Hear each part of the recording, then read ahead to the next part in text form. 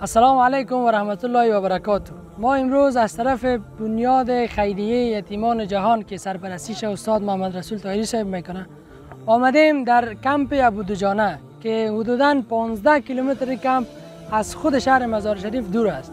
در داخل کمپ بیشتر از 1500 خانواده زندگی میکنه که همگیشان زیر خیمه ها زندگی میکنه.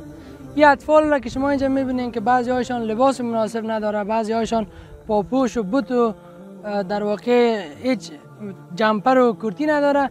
اینا همگیش فرزندان همین کسایی است که در داخل کمپ ها زندگی میکنن و در داخل خیمه ها خانواده های هم وجود دارن که بی سرپرست هستن. هیچ کسی بر از اونا دیگه دستیار نیست که بر از اونا نیازهای خانوادهشان را برآورده بکنه.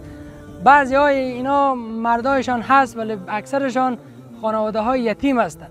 اطفال یتیم است. تعدادی اطفال که اینجا میبینین اینا بی سرپرست هستند، یتیمن. ما هم امروز آمدیم تا اینکه از طرف بنیاد خیریه یتیمان جهان چند فامیلی که یتیم هستند، بی وضاحتن، اونا را سروی بکنیم و ان شاء الله تعالی از تمام کسایی که ما را در بنیاد خیریه یتیمان جهان همکاری میکنن تشکری میکنیم و از خداوند متعال برشان سعادتمندی دنیا و آخرت را میخوایم و از جناب استاد طاهری و تمام کسایی که اعضای بردشانند در داخل نهاد با ما همکار هستند، خداوند همه مشکلاتشان را رفع بکنه و بر از ما هم پاداش بیکران نصیب بکنه.